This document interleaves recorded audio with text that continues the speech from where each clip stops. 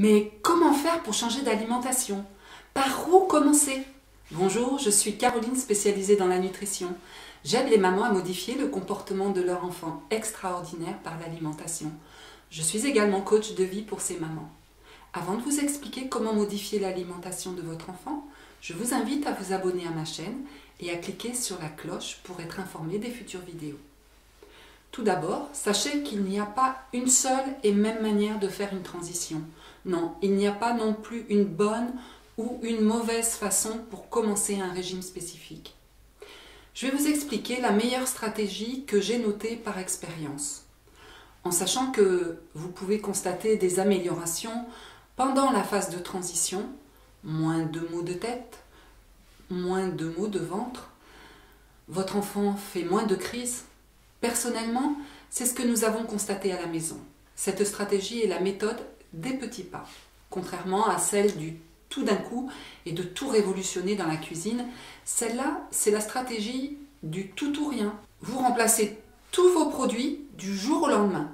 Vous bannissez immédiatement tout gluten, tout céréales, tout produit laitier, tout colorant, tout conservateur, les additifs. Mais sachez qu'en raison de la nature semblable à celle des opiacés, l'élimination simultanée de la caséine et du gluten peut entraîner une réaction de désintoxication similaire à celle du sevrage de l'héroïne.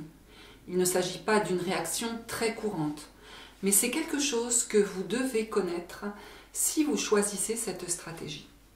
Les symptômes de sevrage peuvent inclure l'agitation, des douleurs musculaires et osseuses, de l'insomnie ou de la diarrhée.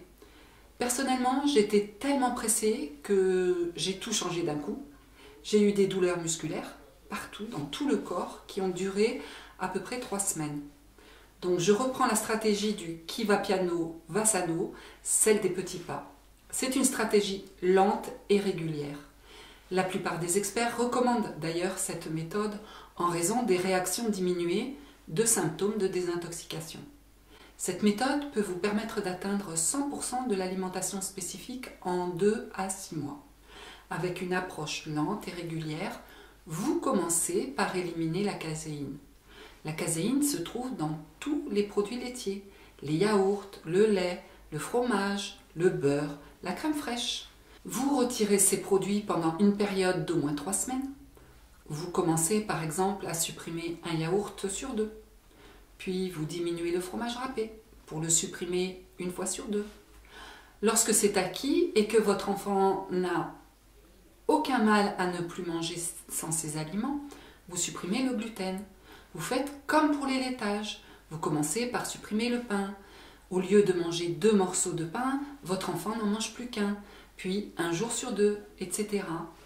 Puis vous bannissez tous les colorants et les conservateurs qui sont toxiques pour la santé de vos enfants et la vôtre bien sûr, au fur et à mesure que vous devez renouveler les produits.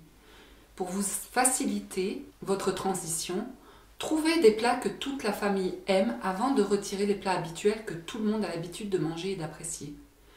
Vous pouvez commencer progressivement à mélanger des aliments santé avec vos aliments actuels. Par exemple, mélangez du lait d'amande avec le lait de vache.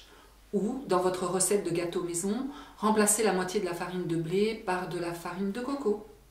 Mettez les nouveaux aliments dans un ancien emballage qui vous est familier.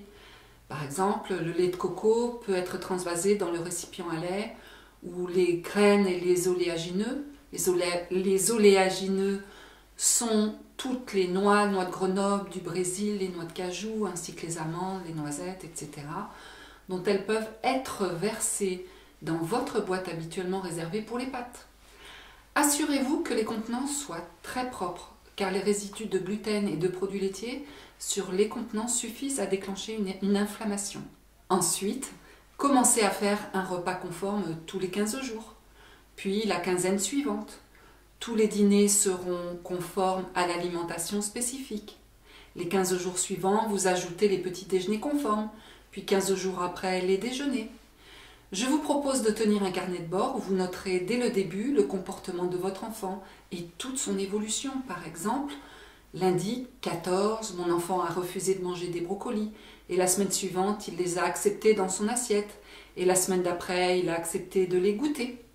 Ce carnet de bord va vous encourager à maintenir votre motivation sur le long terme et vous pourrez mesurer ainsi tous ces progrès. Alors prêt? Feu, partez! Si vous avez aimé cette vidéo, cliquez sur le pouce en dessous de la vidéo et partagez-la avec une personne pour qui vous pensez que ce contenu lui sera bénéfique.